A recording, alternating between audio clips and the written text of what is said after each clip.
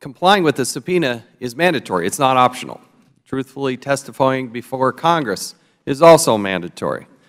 When a senior executive branch official doesn't fulfill the core duties of ensuring compliance with a congressional subpoena and testifying truthfully to Congress, there must be repercussions. House Resolution 737, as introduced, is a necessary repercussion for IRS Commissioner John Koskinen. Mr. Koskinen's misconduct deserves condemnation and censure from the Congress. The resolution also makes clear Mr. Koskinen should resign. If he doesn't, the President should remove him, and that Mr. Koskinen forfeits his pension. While many in this committee are familiar with Mr. Koskinen's failings, I want to briefly revisit them. First of all, Mr. Koskinen failed to testify truthfully before Congress. I want to focus on statements he made to Congress in June of 2014 when he came before us to explain why the IRS could not produce thousands of Lois Lerner's emails. At that point in time, a subpoena for those emails was in place since August of 2013. There was another subpoena that was issued in February of 2014. On June 20th of 2014, Mr. Koskinen said, and I quote, "Since the start of this investigation, every email has been preserved, nothing has been lost, nothing has been destroyed," end quote. That was not true. The investigation began in May of 2012.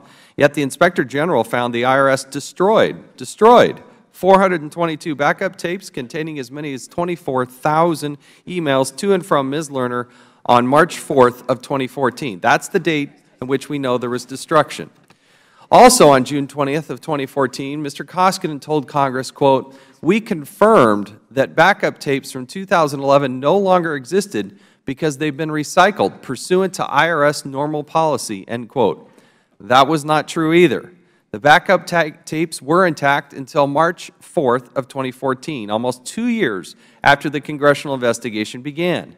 These false statements were even more disturbing because the IRS knew in February of 2014 there was a problem with her emails, Ms. Lois Lerner's emails. On February 2nd, 2014, Super Bowl Sunday, Kate Duvall, counsel to the Commissioner, realized that some of Lois Lerner's emails were missing from the IRS production to Congress. Ms. Duvall was essentially managing the IRS's response to Congress. So on the next day, February 3rd, Monday, Ms. Duvall told her colleagues at the IRS about the problem she found. She talked to the information technology people. She talked to the people in the Office of Chief Counsel. She talked to the Deputy Associate Chief Counsel, Thomas Kane. And by the next day, February 4th, Thomas Kane figured out Lois Lerner's hard drive crashed in 2011, which is why many of her emails were evidently missing.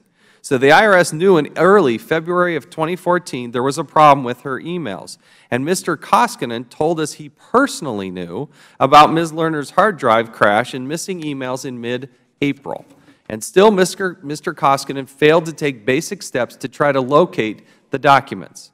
According to the Inspector General, he failed to look in 5 of the 6 places Ms. Lerner's emails could have existed: backup tapes, her BlackBerry, the server, the backup server, and her laptop that was on loan. In fact, the IRS barely looked for the missing emails at all, nor did Mr. Koskinen notify Congress of the problem. But the IRS did notify the Treasury Department and the White House that Ms. Lerner's emails were missing. And then Mr. Koskinen waited, and he waited some more. And he waited until June 13th when the IRS finally told Congress by burying a couple of sentences in the 5th page of an attachment to a letter to the Senate Finance Committee. That triggered a number of hearings in Congress, and Mr. Koskinen came up to testify and explained what happened. And then he lied to us under oath. Mr. Koskinen told yet another lie a month later on July 23rd of 2014. He was asked what was meant by the word confirmed. If you remember earlier, he said that they had confirmed this. He said, quote, "Confirmed means that somebody went back and looked and made sure that, in fact, any backup tapes that had existed had been recycled," end quote. That was completely and totally false. Nobody at the IRS went back and confirmed the tapes were destroyed. If they had, in fact, if they had done so after they learned that some of Ms. Lerner's emails were missing in early February, they could have actually found the backup tapes before they were destroyed. Remember, it was the Inspector General that only took 15 days for the Inspector General's team to find some backup tapes in West Virginia. The IRS was telling us they had spent $18 to $20 million, 250 people to get this job done. They couldn't find anything, but the Inspector General, with a handful of people in 15 days, did find them.